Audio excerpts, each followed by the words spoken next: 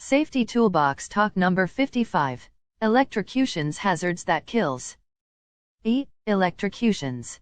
Following contributors' injuries from electrocutions. Contributors are faulty, poorly designed equipment, improper faulty equipment, underground, concealed wiring, unsafe act, loose, necked wiring, working by unauthorized person and lack of awareness.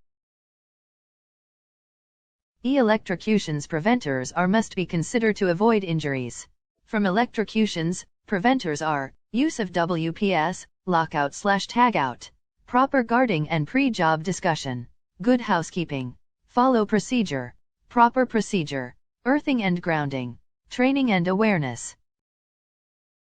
Thank you.